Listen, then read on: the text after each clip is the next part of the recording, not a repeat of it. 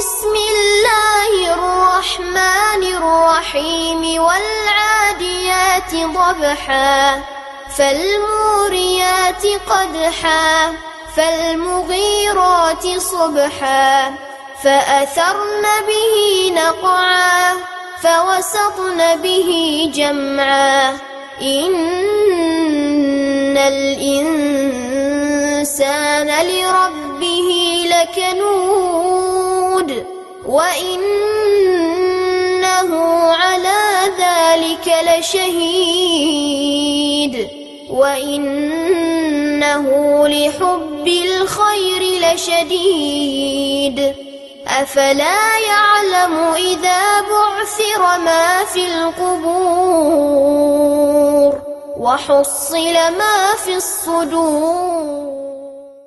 السلام عليكم ورحمة الله وبركاته. அளவற்ற அருளாளனும் நிகரில்லா பேரன்புடையனுமாகிய எல்லாம் அல்ல அல்லாஹ் ஒருவனுக்கே புகழ் அனைத்தும் உரைத்து அகிலத்திற்கோர் அருள் கொடையாம் அன்னலம் பெருமகனார் ஸல்லல்லாஹு அலைஹி வஸல்லம் அவர்கள் மீதும் அவர்களின் சொல் செயலினை தவறாது பின்பற்றியொழுகிய நல்லற தோழர்கள் உண்மை விசுவாசிகளாம் நாம் அனைவர்கள் மீதும் எல்லாம் அல்ல அல்லாஹுவின் வற்றா பெருங்கருணை என்றென்றும் நிலவட்டுமாக. எல்லாம் அல்ல அல்லாஹுவின் நல்லடியார்களே, எல்லாம் அல்ல அல்லாஹு தாலா இந்த உலகத்தில் மனிதனை படைத்திருக்கிறான். இந்த மனிதனுக்கு பல குணங்களையும் அல்லாஹ் கொடுத்திருக்கிறான். இவ்வுலகத்தில் பிறந்த அனைத்து மனிதர்களும் ஒரே குணம் கொண்டவர்களாக இருக்கவில்லை. சிலர்கள் நிதானமானவர்களாக இருக்கிறார்கள், சிலர் கோபக்காரர்களாக இருக்கிறார்கள், சிலர்கள் பணி உள்ளவர்களாக இருக்கிறார்கள், சில பண்பாடுகள் நிறைந்தவர்களாக இருக்கிறார்கள். இப்படி ஏராளமான குணங்கள் நிறைந்தவர்களாக மனிதர்கள் இருப்பதின் காரணத்தினால் அவர்களுக்கு மத்தியில் சண்டைகள், பிரச்சனைகள் ஏராளமானவைகள் ஏற்படுகின்றன. இந்த மாதிரி பிரச்சனைகள் வருகின்ற நேரத்தில் ஒரு மனிதன் எப்படி நடக்க வேண்டும், எவற்றை செய்யக்கூடாது என்பதை பற்றி திருக்குர்ஆனும் நபிகள் பெருமானார் ஸல்லல்லாஹு அலைஹி வஸல்லம் அவர்களும் நமக்கு சொல்லியிருக்கிறார்கள். இந்த மாதிரி பிரச்சனைகள் ஏற்படுகின்ற பொழுது நமக்கு கோபம் வரலாம், ஆத்திரம் வரலாம். இப்போ இந்த மாதிரி நேரத்தில் அந்த பிரச்சனைக்கு தீர்வு எப்படி மேற்கொள்வது, எதை நாம் எடுத்திருந்தால் நாம் இறைவனுடைய அன்பையும் இறைவனுடைய அருளையும் நாம் பெற முடியும் என்பதை திருக்குர்ஆனில் அல்லாஹ் ஒரு இடத்தில் சொல்லுகிறான். வலா தஸ்தவில் ஹசனத்து வலசையா இத்ஃபா பில்லத்தி ஹிய அஹ்சன். நன்மையும் தீமையும் சமமாகாது. நீங்கள் ஒரு பிரச்சனைக்கு தீர்வு காணுகின்ற பொழுது கோபத்துடனும் ஆத்திரத்துடனும் அதை நீங்கள் அணுகுவது அது ஒரு நல்ல பண்பாடல்ல. நன்மையான காரியங்களும் தீமையான காரியங்களும் சமமாகாது. எனவே இத்ஃபா பில்லத்தி ஹிய அஹ்சன், இந்த பிரச்சனைக்கு தீர்வு காணுவதிலே எது அழகானதோ அதை கொண்டு நபியை நீங்கள் தடுங்கள். அப்படி நீங்கள் நடந்தால் ஃபைதல்லதி பைனக வ பைனஹு அதாவத்துன் கஅன்னஹு வலியுன் ஹமீம், உங்களுக்கும் யாருக்கும் பகைமை இருக்கிறதோ அவர் நெருங்கிய நண்பராக ஆகிவிடுவார் என்று அல்லாஹ் இந்த வசனத்தில் சொல்கிறார். ரெண்டு பேருக்கு மத்தியில் பிரச்சனைகள் ஏற்படுகின்ற பொழுது அந்த பிரச்சனையை தீர்ப்பதில் எது அழகானது, எது சிறந்தது, எதை நாம் ஏற்றிருந்தால் நன்றாக அமைந்திருக்கும் என்பதை யோசித்து இருப்பதிலேயே நல்லதை நீங்கள் தேர்ந்தெடுங்கள். உங்களுக்கு எதிரியாக இருக்கக்கூடியவன் நாம் எப்படி அணுகினால் சந்தோஷப்படுவான், மகிழ்ச்சி அடைவான், எது நியாயமானதாக இருக்கும் என்பதை நீங்கள் கவனித்து நல்லதை நீங்கள் தேர்ந்தெடுத்தால், அழகான முறையில் அதை நீங்கள் தீர்வு கண்டால், உங்களுக்கு மத்தியில் யார் யாருக்கு மத்தியில் சண்டையும் பிரச்சனைகளும் இருக்கிறதோ அவனெல்லாம் உங்களிடத்தில் அன்பானவனாக மாறிவிடுவான். நம்ம எவ்வளோ கோபமாக நடந்தோம், எவ்வளோ ஆத்திரப்பட்டு நம்ம நடந்தோம், நம்ம எவ்வளோ பிரச்சனைகளை உருவாக்கணும். ஆனால் அந்த மாதிரி பிரச்சனைகள் வரக்கூடிய நேரத்திலேயும் நல்ல அழகான முறையை, அறிவுபூர்வமான முறையை இவன் கையாளுகிறானே, ரொம்ப நல்ல மனிதன் என்று அவனை எதிரியாக இருப்பவனே உங்களுக்கு நண்பனாக ஆகிவிடுவான் என்று அல்லாஹு தாலா திருக்குரானில் நமக்கு சொல்லுகிறான். அப்போ அதனால் நாம் எந்த காரியத்திலே பிரச்சனைகள் ஏற்பட்டாலும் அதில் சிறந்த ஒன்றை நாம் தேர்ந்தெடுக்கணும். அதில் நமக்கு ஏற்படக்கூடியவைகளில் கோபமூட்டக்கூடிய ஆத்திரமூட்டக்கூடிய வருகின்ற பொழுது நாம் மென்மையான முறையில் நடப்பது சிறந்தது என்பதையும் அல்லாஹுவின் தூதர் அவர்கள் சொல்லியிருக்கிறாங்க. சஹீஹ் புகாரி, சஹீஹ் முஸ்லிமில் நீங்கள் பார்க்கலாம். ரசூல் ஸல்லல்லாஹு அலைஹி வஸல்லம் சொல்கிறார்கள், இன்னல்லாஹ ரஃபீகுன் யுஹிப்புர் ரிஃப்க ஃபில் அம்ரி குல்லிஹி.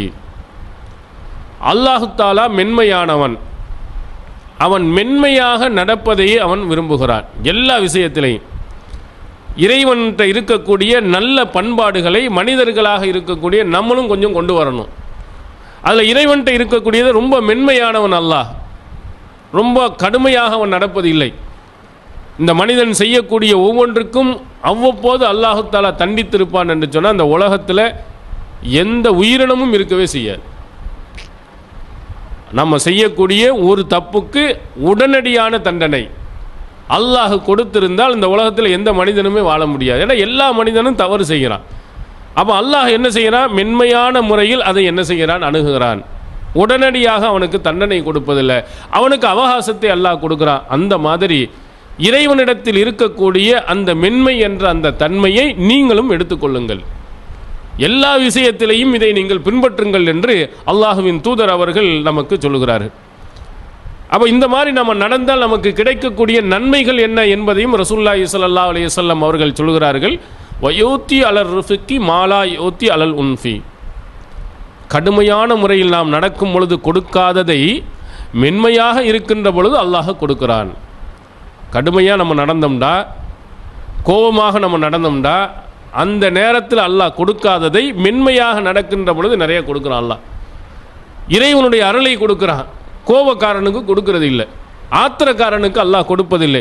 எல்லா விஷயத்திலேயும் நிதானமாக நடக்கிறானே, மென்மையாக நடக்கிறானே, இவனுக்கு அல்லாஹு தஆலா அந்த கோபத்தோடு இருக்கின்ற காரணத்தினால் கொடுக்காததை இந்த மென்மையின் மூலமாக அல்லாஹு தஆலா கொடுக்கிறான். அதனால் நீங்களும் மென்மையாக நீங்கள் நடந்து கொள்ளுங்கள் என்று ரசூல் ஸல்லல்லாஹு அலைஹி வஸல்லம் அவர்கள் சொன்னாங்க. அதே மாதிரி சஹீஹ் முஸ்லிமின் இன்னொரு முக்கியமான செய்தியை ரசூல் ஸல்லல்லாஹு அலைஹி வஸல்லம் சொன்னார்கள், மை யுஹ்ரமுர் ரிஃப்க வ யுஹ்ரமுல் கைர குல்லஹு. எவன் மென்மையை தடை செய்து கொள்கிறானோ அவன் நன்மை அனைத்தையும் தடை செய்து கொள்கிறான். மென்மையாக நடக்காமல் ஆத்திரத்துடன் நடக்கக்கூடியவன், கோபத்துடன் நடக்கக்கூடியவன், இப்படியே நடந்து போனானே ஆனால் எந்த நன்மைகளும் அவனுக்கு இல்லாமல் போயிடும். அவனே தனக்குத்தானே அவன் கெட்டதை செய்து கொள்கிறான். எல்லா நன்மைகளும் இல்லாமல் போய்விடும். அவன் எந்த மனிதனாக இருந்தாலும் அவன்கிட்ட மென்மை குணம் இருக்கணும். இந்த கடுமையான குணங்கள் எப்பொழுது அவனுடைய உள்ளத்திலே வந்து விடுகிறதோ, அவனுடைய செயல்களில் வந்து விடுகிறதோ, இறைவனுடைய அருள் அவனுக்கு இல்லாமல் போய்விடும்.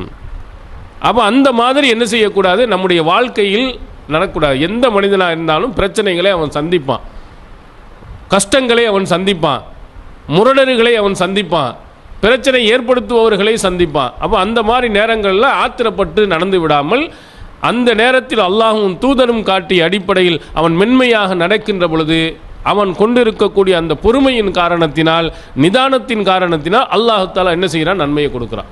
திருக்குறானில் கூட அல்லாஹ் ஒரு இடத்தில் சொல்வான், வஸ்தஈனு பிஸ்ஸப்ரி வஸ்ஸலா. நமக்கு ஏதோ கஷ்டங்கள் வருது, சிரமங்கள் வருகிறது. அவன் அந்த கஷ்டம் சிரமங்கள் வருகின்ற நேரத்தில் அல்லாஹ்விடத்தில் நீங்கள் கேளுங்க. எப்படி அல்லாஹ் கேட்க சொல்லுகிறான்? நீனும் இறைவனுக்கு செய்ய வேண்டிய ஏதாவது ஒரு நல்ல காரியத்தை செய்துவிட்டு கேள். ஒன்று வஸ்தஈனு பிஸ்ஸப்ர், பொறுமையின் மூலமாக கேள். வஸ்ஸலா, தொழுகையின் மூலமாக கேள். உனக்கு ஏதாவது பிரச்சனை வந்தால் அல்லாஹ், நீ தந்த அந்த சிரமங்கள் இவைகளை எல்லாம் நான் பொறுத்து கொண்டேன், எத்தனையோ பிரச்சனைகளை நான் சமாளித்திருக்கிறேன், இந்த பொறுமைக்காக வேண்டி என்னுடைய கஷ்டத்தை நீ போக்கு, என்னுடைய தேவைகளை நீ கொடு, அதேபோல் உன்னுடைய கடமைகளான தொழுகையை நான் நிறைவேற்றுகிறேன், உபரியான வணக்கங்களை நிறைவேற்றுகிறேன், என்னுடைய கஷ்டத்தை நீ போக்கு என்று அல்லாஹ்விடத்தில் உதவி தேடுங்கள். இப்போ உதவி தேடும் பொழுது இறைவனுடைய அந்த உதவி கிடைக்கணும்னா அல்லாஹ் தஆலா சொல்லக்கூடிய முதலாவது பொறுமை. ஆத்திரம் வருகின்ற நேரத்தில், கோபம் வருகின்ற நேரத்தில், அந்த நேரத்தில் சபருடன் பொறுமையுடன் எவன் இருக்கிறானோ அவனுக்கு அல்லாஹ்வுடைய அந்த அருள் கிடைக்கும் என்பதை ரசூலுல்லாஹி ஸல்லல்லாஹு அலைஹி வஸல்லம் அவர்கள் சொல்கிறாங்க. இந்த நபி தோழர்களை பற்றி ரசூல் ஸல்லல்லாஹு அலைஹி வஸல்லமுடைய காலத்தில் வாழ்ந்த அந்த தோழர்களுக்கு ஏராளமான துன்பங்களை இணை வைப்பவர்கள் கொடுத்தாங்க. அபூ ஜஹல், உத்பா, ஷைபா போன்றவர்களெல்லாம் கேலி செய்தவர்கள் உண்டு, கிண்டல் செய்தவர்கள் உண்டு, அவர்களை அடித்தவர்கள் உண்டு, கொலை செய்தவர்கள் உண்டு. இப்படி ஏராளமான துன்பங்கள் அவங்க தருகின்ற பொழுது, கோபத்தையும் ஆத்திரத்தையும் ஊட்டுகின்ற பொழுது அவங்க எப்படி நடந்தார்கள் என்று திருக்குர்ஆன் நமக்கு சொல்கிறதுன்னா, வல் காலிமீனல் கைல், கோபத்தை மென்று விழுங்கியவர்கள். கோபம் வரும், அப்படியே கடித்து அதை என்ன செய்து கொள்வார்கள், பொறுத்து கொள்வார்கள். வல் ஆஃபீன் அனின் நாஸ், மக்கள் செய்கின்ற அந்த தவறுகளை, மக்கள் செய்கின்ற அந்த கோபமான காரியங்களை அவர்கள் மன்னித்து விடுவார்கள்.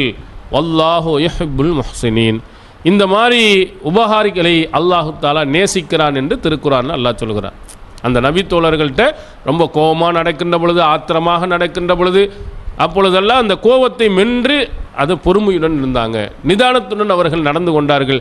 இவர்களுக்கு அல்லாஹு தஆலா நேசத்தை கொடுத்தான், இறைவனுடைய அன்பை வழங்கினான் என்று இந்த திருமறை குர்ஆன் மூலமாகவும் நாம் பார்க்க முடிகிறது. இதில் ரசூலுல்லாஹி ஸல்லல்லாஹு அலைஹி வஸல்லம் அவர்கள் ஒரு செய்தியை, சில நபித்தோழர்களுக்கு நல்ல பண்பாடுகள் நிறைந்தவர்களாக நிறைய இருந்திருக்கிறாங்க, சில நல்ல குணங்கள் அவங்கள்ட்ட நிறைந்திருக்கு. அதில் அப்துல் கைஸ் கூட்டத்தில் இருந்த அஷஜ் என்ற ஒரு நபித்தோழர் இருந்தார்.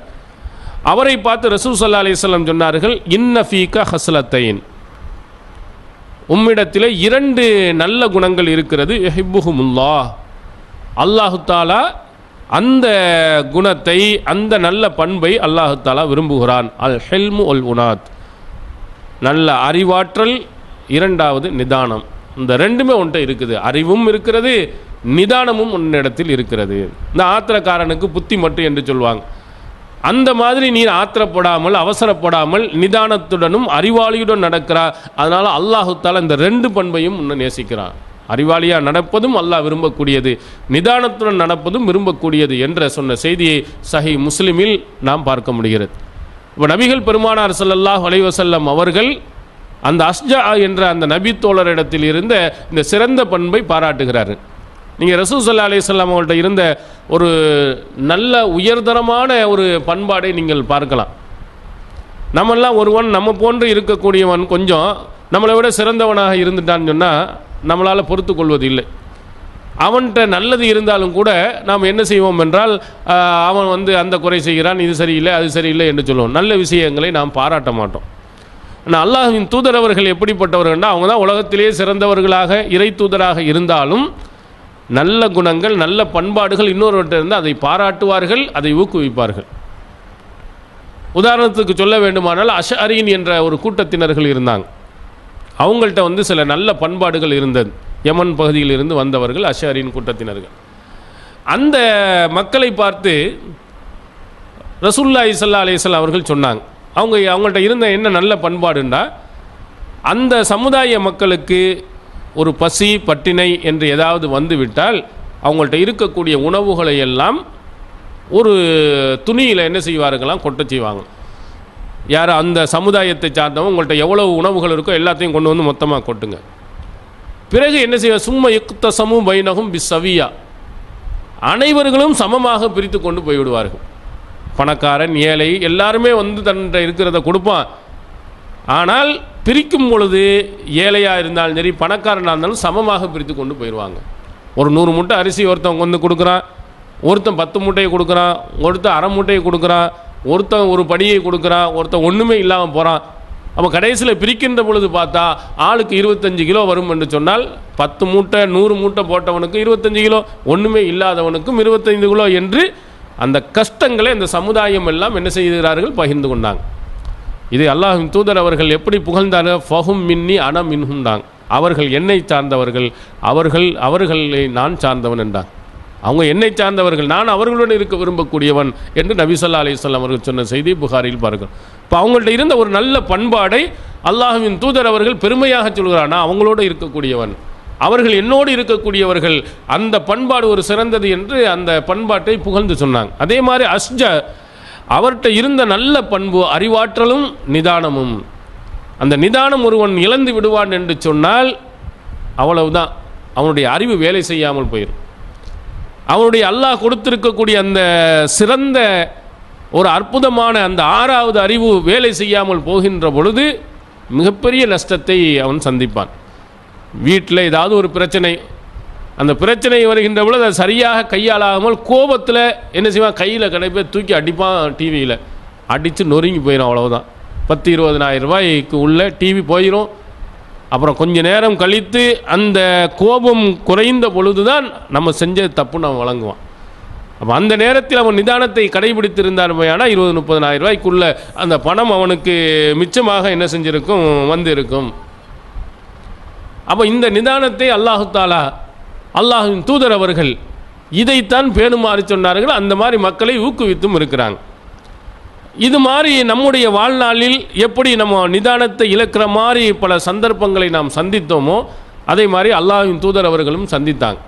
நம்ம வேம்புக்குண்டே கோபப்படுறதில்லை, ஆத்திரப்படுறதில்லை. ஆத்திரப்பட வச்சிடறாங்க சில ஆளுங்க.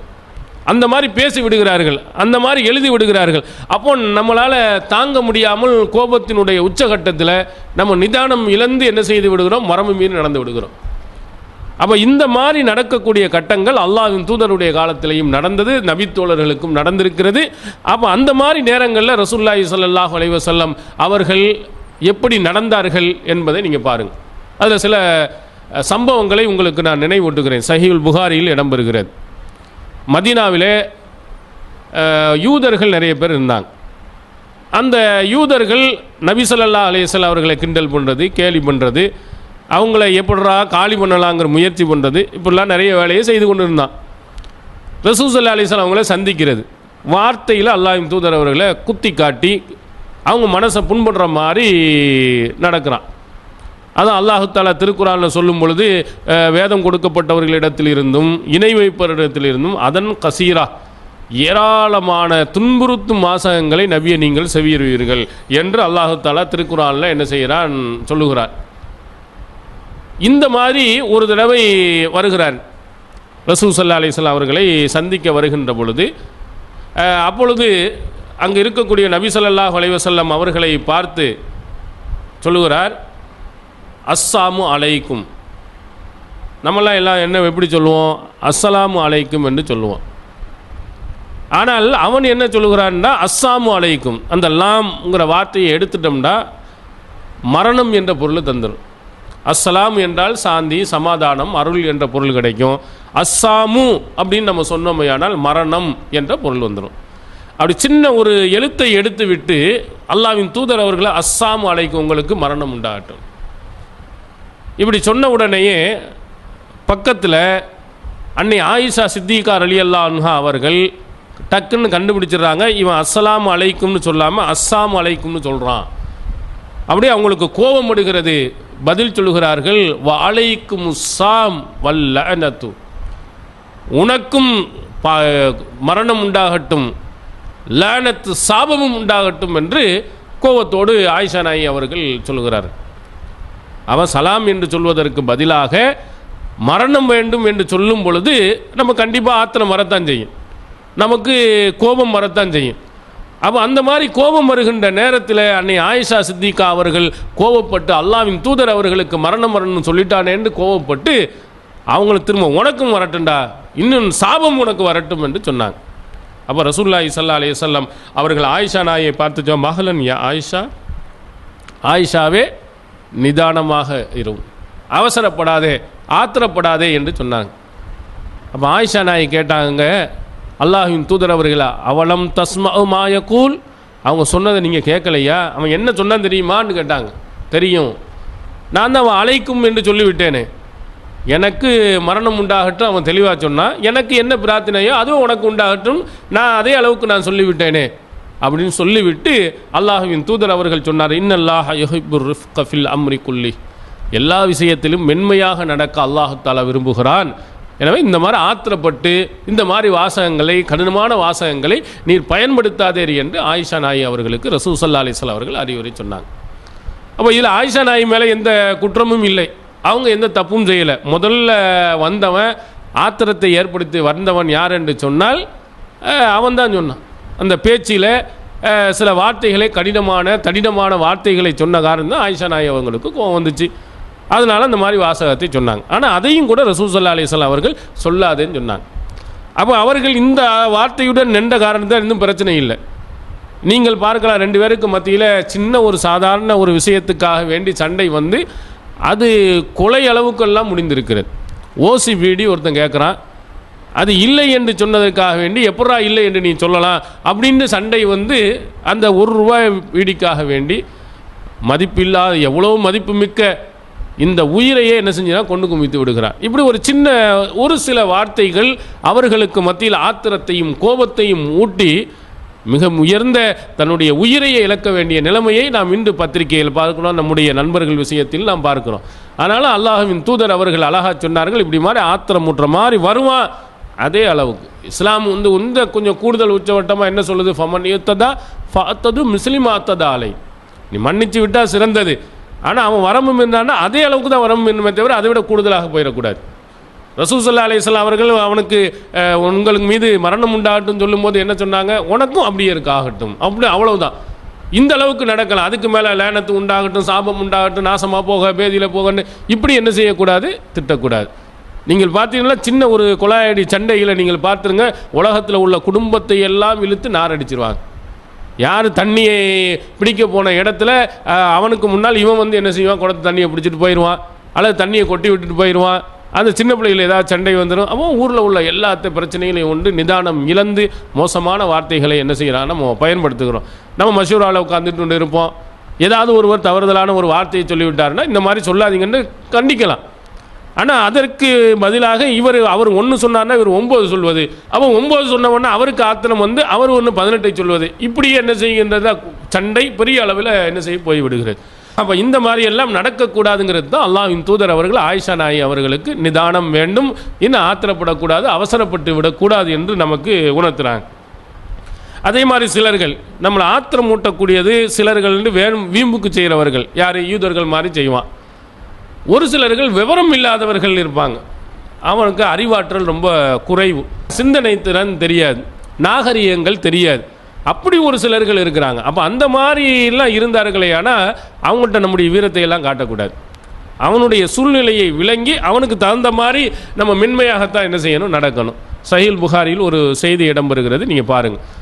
பள்ளியாசல் அன்றைய காலத்தில் நம்ம பள்ளி மாதிரி டைல்ஸ் போட்டதில்லை, அதில் மணல் தான், பேரித்த மரத்தினுடைய ஓலைகள் வேயப்பட்டு இருந்துச்சு. அப்போ வேயப்பட்ட உடனே அங்கே என்ன செய்கிறார்கள், ஒரு மனிதர் வெளியிலேருந்து வந்து பள்ளியாசல் சரியான வெயிலாக இருக்குது, உடனே நேராக பள்ளியாசலுக்குள்ளே வந்து சிறுநீர் கழிக்கிறார்.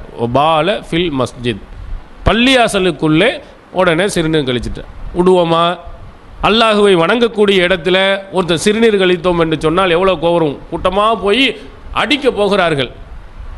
அப்போ ரசூல் ஸல்லல்லாஹு அலைஹி வஸல்லம் அவர்கள் மனிதனுடைய அந்த உபாதையை தெரிந்தவர்கள் அவனை ஒன்றும் செய்யாமல் விடுங்கன்றாங்க. முழுமையாக சிறுநீர் கழிக்க வரையிலையும் ரசூல் ஸல்லல்லாஹு அலைஹி வஸல்லம் அவர் யாரையும் ஒன்றும் செய்யக்கூடாதுன்றாங்க. அவங்க சொல்லுவாங்க, எதை அடக்குனாலும் அதை நம்மளால் அடக்க முடியாதுன்னு. அதுவும் பாதி சிறுநீர் கழிச்சிட்டு இருக்கும்போது அடக்குறங்கிறது ரொம்ப கொடுமைகளும் கொடுமையாக இருக்கும். அந்த மாதிரி நிலையை அறிந்தவர்கள் அவரை வந்து அந்த பள்ளியாசலை முழுமையாக சிறுநீர் கழிக்க விட்டு அடிக்க போனவர்களை, ஆத்திரப்பட்டவர்களை ஒரு வாளி தண்ணி அள்ளி கொண்டு வந்து அதில் ஊற்றுங்கள் என்று சொன்னார்.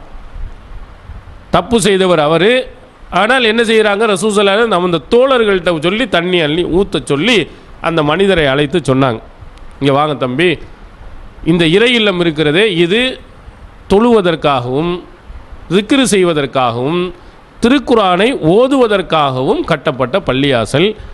இந்த மாதிரி அசுத்தங்கள் செய்வதற்கு இந்த பள்ளி கட்டலை, இது மாதிரி நீங்கள் நடக்காதீங்க அப்படின்னு சொல்லி அவருக்கு அறிவுரை சொல்லி அனுப்புனார். ஏன்னா இந்த கிராமப்புறத்தில் இருக்கக்கூடியவர்களுக்கு எது பள்ளியாசலில் என்ன செய்யணும் ஏது செய்யணும் ஒன்றும் விளங்காது. அவன் வீம்புக்காக வேண்டிய பிரச்சனை உருவாக்கணுக்காண்டி வந்தவன் அல்ல. அவன் ஏதோ நிழலாக இருக்குதே சொல்லிட்டு ஒன்றுக்கு இருக்கலாம்னு சொல்லிட்டு உள்ளே போய் பூந்து போனானே தவிர அது எந்த இடம், என்ன செய்வாங்க, இப்படி நம்ம செய்யலாமா செய்யக்கூடாதுங்களாம் ஒன்றுமே தெரியாது. அந்த மாதிரி விவரம் இல்லாத அவன்கிட்ட போய் அடிப்பதும் உதைப்பதும் இப்படி தான் நிறைய சில இடங்களில் என்ன செய்கிறார்கள், அறியாமல் தெரியாமல் ஒருத்தன் தப்பு செய்து விட்டான் என்று சொன்னால் ஊரே சேர்ந்து அடித்து அவனை கொலை அளவுக்கு கொண்டு வந்து போட்டுறாங்க, அல்லது அவனை கோமா ஸ்டேஜுக்கு கொண்டு போய் சேர்த்துறாங்க. அது உண்மையான திருடனா, அல்லது தெரியாமல் செய்தவனா, அல்லது அறியாமல் நடந்தவனா, அல்லது வேறு விதமாக நடந்து விட்டதா என்பதையெல்லாம் ஆய்வு செய்யாமல் ஆத்திரப்பட்டு நிதானம் இல்லாமல் நடந்துக்கிறாங்க.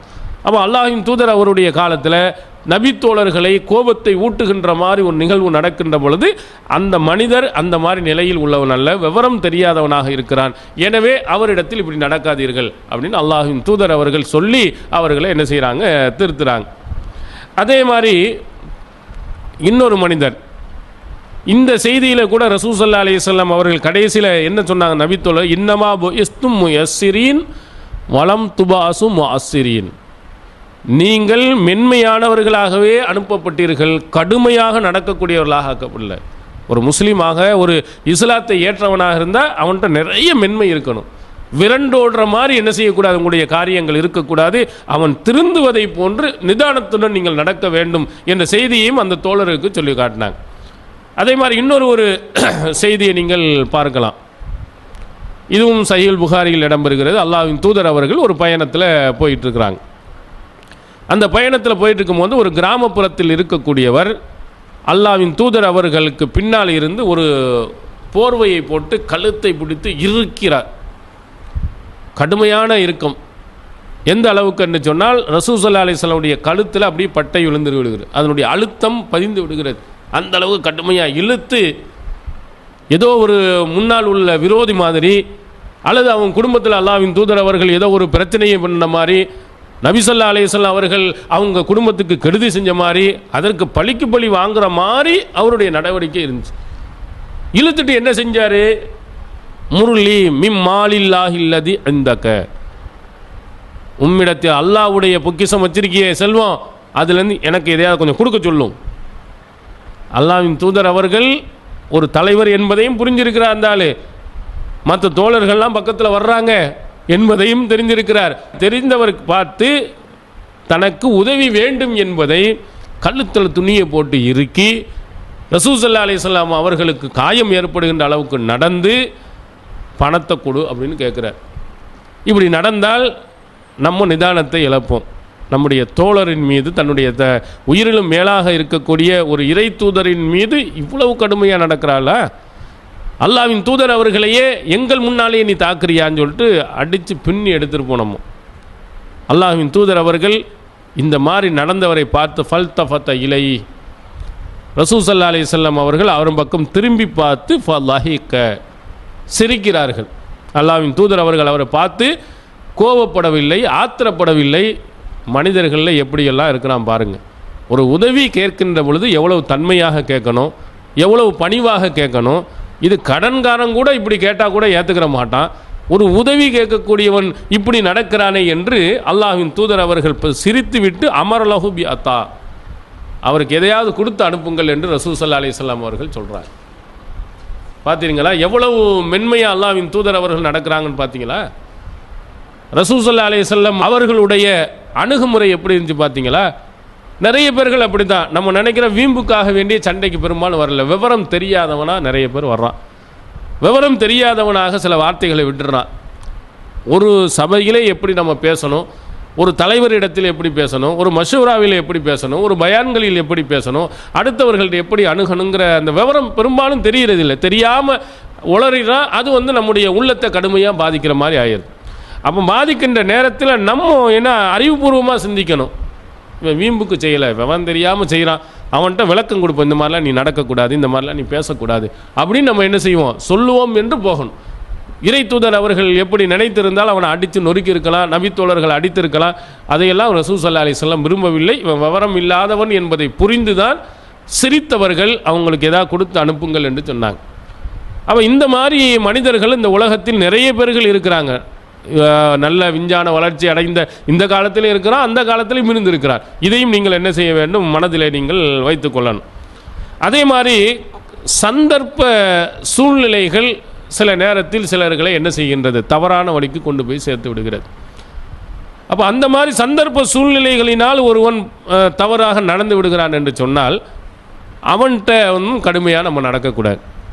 இப்போ உதாரணத்துக்கு ஒரு செய்தியை நீங்கள் பார்க்கலாம். ரசூலுல்லாஹி ஸல்லல்லாஹு அலைஹி வஸல்லம் அவருடைய காலத்தில் நடந்த ஒரு மிக முக்கியமான ஒரு நிகழ்ச்சி. நபி ஸல்லல்லாஹு அலைஹி வஸல்லம் அவர்களுடைய மனைவியான அன்னை ஆயிஷா சித்திகா ரலியல்லாஹு அன்ஹா அவர்கள் மீது அவதூறு சொல்லப்பட்டுச்சு. இந்த அவதூறு சொல்லப்பட்டதினால நபி ஸல்லல்லாஹு அலைஹி வஸல்லம் அவர்கள் மிகப்பெரிய பாதிப்புக்கு உள்ளானாங்க. அவருடைய அன்பு தோழரான அபூபக்கர் அவங்க கடுமையான பாதிப்புக்கு உள்ளானாங்க. நேரடியாக பாதிக்கப்பட்ட அன்னை ஆயிஷா சித்திகா ரலியல்லாஹு அன்ஹா அவங்க கடுமையாக பாதிக்கப்பட்டாங்க.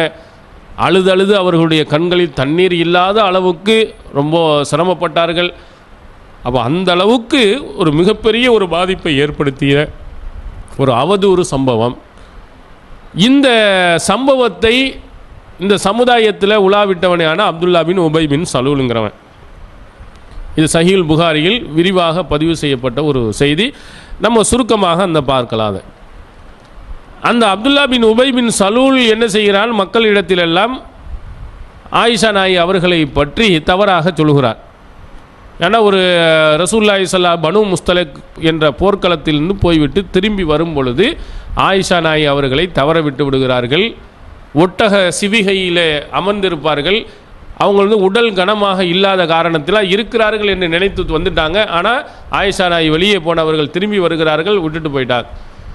கடைசியில் சஃப்வான் பின் முஅத்தல் என்ற ஒரு நபித்தோழர், எப்பொழுதுமே போர்க்களத்தில் எதையாவது விட்டுட்டு போயிடுவாங்க, ஏதாவது பொருளை தவற விடுவது வாய்ப்பு இருக்கிறனால கடைசியில் ஒரு தோழர் என்ன செய்வார், கொஞ்சம் நேரம் கழித்து பின்னாடி எதுவும் இருந்தால் எடுத்து கொண்டு வருவார். அவர் மாதிரி அந்த சூழ்நிலையில் சஃப்வான் பின் முஅத்தல் ரலியல்லாஹு அவர்கள் திரும்பி பார்த்து கொண்டு கடைசியில் வருகிறார். ஒருவரை பார்க்குறாங்க, அன்னை ஆயிஷா சித்திகா ரலியல்லாஹு. அப்போ அந்த நேரத்தில் அவர்கள் என்ன சொன்னார்கள் தெரியுமா, ஒரே ஒரு வார்த்தை, ஃபஸ்ட் தர்ஜ இன்னா லில்லாஹி வ இன்னா இலைஹி ராஜிஊன், இந்த ஒரு வார்த்தை தான் சொன்னார். ஆயிஷா நாயி சொல்கிறார், இதை தவிர வேறு எந்த வார்த்தையும் அவர் பேசவில்லை. அல்லாஹ்வின் தூதர் அவர்கள் விட்டுட்டு போயிட்டாங்களா, எப்படி நீங்கள் எங்கே போனீங்க, ஏன் இந்த மாதிரி சூழ்நிலை உருவானுச்சு, அவங்கெல்லாம் போய் எவ்வளோ நேரமாச்சு, நீங்கள் இந்த மாதிரி போவதற்கு என்ன காரணம், சாப்பிட்டீங்களா குடிச்சிங்களான்னு எதுவுமே கேட்கல. அவர் இஸ்லாத்தினுடைய அறிவுரை, ஒரு துன்பம் வந்துவிட்டால் அந்த நேரத்தில் துன்ப காலகட்டங்களில் இன்னா லில்லாஹி வ இன்னா இலைஹி ராஜிஊன் தானே சொல்ல சொன்னோம், அதுதான் அல்லாஹ் சொன்னார். அவர் அதை சொன்ன உடனேயே அந்த ஒட்டகத்தில் ஆயிஷா நாயி மேலே உட்கார வைத்து இவர் அழைத்துட்டு வந்தார். இதுதான் நடந்த சம்பவம். அவர் வேறு ஒரு வார்த்தை கூட பேசவில்லை. ஆனால் அப்துல்லா பின் உபை பின் சலூல் என்ற அந்த நயவஞ்சகன் அல்லாஹ்வின் தூதர் அவர்களுக்கு கெட்ட பெயரை ஏற்படுத்த வேண்டும் என்பதற்காக அவதூறு அள்ளிவிட்டான். இப்படி வந்த உடனேயே இதில் சில நபித்தோழர்களும் இருக்கலாம் என்று நம்பினாங்க இவனுடைய பேச்சை கேட்டு. ஓஹோ, என்ன ஒரு பெண்ணு தானே, நெருப்பு இல்லாமல் புகையுமா, அப்படியெல்லாம் நம்மெல்லாம் கேட்பது உண்டா இல்லையா? ஒரு நல்ல மனிதன் மீது ஒரு அவதூறு சொன்னான்டா கண்டிப்பாக ஆதாரம் இல்லாமல் சொன்னான்னா கண்டிப்பாக இல்லை என்று நம்ம சொல்லணும். எந்த ஆதாரமும் இல்லாமல் அவன் பேசுகிறான், அவன் பேசுகின்ற பொழுது நெருப்பு இல்லாமல் புகையுமாங்கிற மாதிரி உள்ள பழமொழிகளை வைத்து கொண்டு ஏதாவது நடந்திருக்கலாம், ஏதாவது தொட்டு இருக்கலாம் அப்படிங்கிற மாதிரி மக்கள் எப்படி பேசிக்கொள்வார்களோ அதே மாதிரி சில நபித்தோழர்கள்ட்டையும் இந்த செய்திகளை கொண்டு போய் அவன் சேர்த்துட்டான். அதில் முக்கியமானவர்கள் நீங்கள் தெரிய வேண்டுமானால் ஹஸ்ஸான் பின் சாபித் ரலியல்லாஹு அன்ஹு அவர் ஒரு ஆளை சொல்லலாம். ஹம்னா ரலியல்லாஹு அன்ஹா, ஜைனப் பின் ஜஹ்ஷ் ரலியல்லாஹு அன்ஹா அவர்களுடைய சகோதரி, ரசூலுல்லாஹ்வுடைய மனைவியாக இருந்தவங்க ஜைனப் பின் ஜஹ்ஷ், அவங்களுடைய சகோதரி ஹம்னா, அவங்களும் கூட இதில் மாட்டிக்கிட்டாங்க. அதில் இன்னொருவர் யாருன்னா மிஸ்தஹ் பின் உசாசா. இந்த மிஸ்தஹ் பின் உசாசா இருக்காரு, இவர் அபூபக்கருக்கு ரொம்ப நெருங்கிய உறவினராக இருந்தார், சொந்தக்காரராக இருந்தார். அது மட்டும் இல்லாமல் அபூபக்கர் அவர்கள்ட்ட உதவியும் பெற்றுக்கொண்டு வந்தார். இவ்வளவையும் வாங்கி கொண்டு உறவினராகவும் இருந்து கொண்டு ஆயிஷா நாயின் மீது அவதூறு சொன்னவர்களுடைய பட்டியலில் மாட்டிக்கிட்டார். இப்போ உடனே அல்லாஹு தாலா கொஞ்ச நாள், ஒரு மாத காலத்திற்கு பிறகு சூரத்து நூறில் ஆயிஷா நாயி அவர்கள் மிகவும் நல்லவர்கள் என்பதையும் தூய்மையானவர்கள் என்பதையும் நிரூபித்த உடனேயே அபூபக்கர் அவர்கள் சொன்னார்கள், இனிமேல் மிஸ்தகுக்கு எந்த விதமான உதவியும் நான் செய்ய மாட்டேன். அல்லாஹ்வின் மீது ஆணையிட்டு சொல்லிவிடுகிறார்கள். ஆனால் எந்த ஒரு தந்தையாக இருந்தாலும் இதைத்தான் செய்வார், இதை விடையும் மோசமாக தான் நடப்பார். ஏன் புள்ள மேலேயே இவ்வளவு அவதூறை நீ சொல்கிறியா, வேறு எதை சொன்னால் கூட, அடித்தா கூட, உதைத்தா கூட அவங்க என்ன செய்து விடுவார்கள், பொறுத்து கொள்வார்கள், மன்னித்து விடுவார்கள். ஆனால் அவதூறு என்பது மானம் தொடர்பானது. அதுவும் தன்னுடைய மகள் மட்டுமல்ல, அல்லாஹுவின் தூதர் அவர்கள் உயிரை விடவும் மேலாக நேசித்த நபி ஸல்லல்லாஹு அலைஹி வஸல்லம் மனைவியும் கூட அவர்களுடைய அந்த ஆத்திரத்தினுடைய உச்சகட்டமாகவும் உனக்கு எந்த உதவியும் நான் தரமாட்டோம் அப்படின்னு அப்படின்ட்டார். அப்போ அல்லாஹ் என்ன செய்கிறான், இவங்க கோவப்பட்டு சொன்ன தரமாட்டேன் என்று சொன்னபோது அல்லாஹ் ஒரு வசனத்தை இறக்க, வலா யஅத்தலி உலில் ஃபல்லி மின்கும் வஸ்ஸாத்தி ஐயாத்து உலில் குர்பா, உங்களில் வசதி படைத்தவர்கள் செல்வந்தர்கள் தங்களுடைய உறவினர்களுக்கு நான் எதுவும் நான் வணங்க மாட்டேன் கொடுக்க மாட்டேன் என்று சத்தியம் செய்யக்கூடாது. அப்போ அவன் செஞ்சது ரைட்டா? அவன் செஞ்சதெல்லாம் நியாயம் தானாண்டா? வல் யஃபு வல் யஸ்ஃபஹூன், அதை மன்னித்து அலட்சியப்படுத்தி விடுங்கள். தப்பு தான், அவன் சொல்லக்கூடாது தான். சந்தர்ப்ப சூழ்நிலையிலே மாட்டிக்கொண்டான். நல்லவர்கள் எவ்வளவு உறுதியாக இருக்கணுமோ ஆய்வு செய்யணுமோ அந்த மாதிரி இல்லாத சூழ்நிலையில் இருந்து விட்டார். அதனால் அவரை என்ன செஞ்சு விடாதீர்கள், உதவி செய்ய மாட்டேன்னு உங்களில் நல்லவர்கள் வசதி படைத்தவர்கள் செல்வந்தர்கள் சொல்லக்கூடாது அப்படின்னு சொல்லிட்டு அல்லாஹ் திரும்ப ஒன்று கேட்குறான், அலா துஹிப்பூன ஐ யக்ஃபிரல்லாஹு லக்கும் வல்லாஹு கஃபூருர் ரஹீம், அல்லாஹ் உங்களுடைய பாவங்களை மன்னிக்க வேண்டும் என்று நீங்கள் விரும்ப மாட்டீர்களா? நீங்கள் தப்பு செய்து விட்டால் அல்லாட்ட வந்து கையேந்திரிங்க, யா அல்லாஹ் எனக்கு தெரியாமல் செஞ்சுட்டேனே என்னை மன்னித்து விடு என்று கேட்குறீங்க, என்னுடைய பாவங்கள்லாம் அழித்து விடு என்று கேட்குறீங்க, மறுமையில் தண்டனை கொடுத்துடாதன்னு கேட்குறீங்க. நீங்கள் கேட்கின்ற பொழுது நான் மன்னிக்கிறேனா இல்லையா? அதே மாதிரி உன்னுடைய சகோதரன் தெரியாமல் செஞ்சுட்டான், விடு, மன்னித்து விட்டு விடு, அலட்சியப்படுத்தி விடு அப்படின்னு அல்லாஹு தாலா சொல்லி, நான் என்னுடைய மன்னிப்பு உனக்கு வேணுமா வேணாமான்னு அல்லாஹ் கேட்ட உடனேயே அபூபக்கர் உடனே மாறுகிறார், அல்லாஹ் உன்னுடைய மன்னிப்பு தான் எனக்கு வேண்டும் என்று சொல்லி திரும்ப கொடுத்தார். அப்போ நம்மை ஆத்திரப்படுத்தக்கூடிய அளவுக்கு ஒரு மிகப்பெரிய ஒரு சம்பவம் நடந்தது. அந்த சம்பவத்தின் பின்னணி ஒரு சிலர்கள் கெடுத்தது. இவராவா சொன்னார்? மிஸ்தஹபின் உசாசாவாக சொல்லலை, அவர் பரப்பவும் இல்லை, அடுத்தவன் சொன்னதை கேட்டுக்கிட்டார், அவ்வளோதான். அவங்க சொன்னதை நம்பி விட்டார். அப்போ இந்த மாதிரி காரியத்திற்கு வேறு சில காரணங்கள் இருப்பதின் காரணத்தினால் அவனுக்கு நம்ம புரிய வைக்க வேண்டும். அதுக்கு என்ன தண்டனை மார்க்கமோ அந்த தண்டனை வழங்கப்பட வேண்டும். அதனால் மார்க்கம் சொல்லாத அளவுக்கு நிதானம் இழந்து அவங்களுக்கு செய்ய வேண்டியதையெல்லாம் நான் செய்ய மாட்டேன் என்று சொல்லக்கூடாது என்பதையும் அல்லாஹு தாலா இந்த சம்பவத்தின் மூலம் நமக்கு சொல்லி காட்டுறான். இதை விட நமக்கு மோசமாக ஆத்திரமூட்டக்கூடிய சம்பவங்கள்லாம் பெருசாக எதுவும் நடந்துட போவது இல்லை. அதனால் இவைகளையும் நீங்கள் என்ன செய்துங்க, கவனத்தில் கொள்ளுங்க. அதே மாதிரி இன்னொரு செய்தி, ஆத்திரத்துடன் நாம் நடக்கக்கூடிய ஒன்றுக்கு ஒரு உதாரணமாக சொல்லலாம். சஹீஹுல் புகாரியில் இடம்பெற்றிருக்கக்கூடிய ஒரு செய்தி. ரசூல் ஸல்லல்லாஹு அலைஹி வஸல்லம் அவர்கள் மதீனாவில் இருக்கிறாங்க. மதீனாவில் இருக்கும் பொழுது மக்காவை போர் செய்து வெற்றி கொள்ள வேண்டும் என்று திட்டம் தீட்டுறாங்க. ஹிஜ்ரி 8 ரசூல் ஸல்லல்லாஹு அலைஹி மக்கா வெற்றி நடக்குதா இல்லையா? அதுக்கு முன்னால் இப்போ ரசூல் ஸல்லல்லாஹு அலைஹி வஸல்லம் எல்லாம் திட்டம் போட்டு நம்ம போய் என்ன செய்யணும், நம்முடைய ஊரான நம்ம சொந்த ஊரை போய் நம்ம கைப்பற்றணும். இந்த திட்டத்தை என்ன செய்கிறா, ஹாத்திப் இப்னு அபி பல்தா என்ற ஒரு நபித்தோழர் முஷ்ரிக்கீன்களுக்கு எழுதி ஒரு இணை வைப்பு பெண்ணிடம் கொடுத்து அனுப்பிடுறார். இது ரசூல் ஸல்லல்லாஹு அலைஹி வஸல்லம் அவர்களுக்கு அல்லாஹ் தஆலா தெரிவித்து விடுகிறான். உடனே ரசூல் ஸல்லல்லாஹு அலைஹி வஸல்லம் சொல்கிறார்கள், அலி ரலியல்லாஹு அன்ஹு அவர்களையும் ஜுபைர் அவர்களையும் மிக்தாத் ரலியல்லாஹு அன்ஹு இந்த 3 பேரையும் ரவுலத்து ஹாக்னு ஒரு இடத்துல ஒரு பெண்மணி போய்கிட்டு இருக்கிறா. அந்த பெண்மணிகிட்ட ஒரு கடிதம் இருக்கிறது. அந்த கடிதத்தை உடனே கைப்பற்றிட்டு வாங்கன்றாங்க. உடனே 3 பேரும் போகிறாங்க, அந்த பெண்மணியை பிடிக்கிறாங்க. அந்த பெண்மணி அப்படிலாம் என்கிட்ட ஒன்றுமே இல்லையே அப்படிங்குது.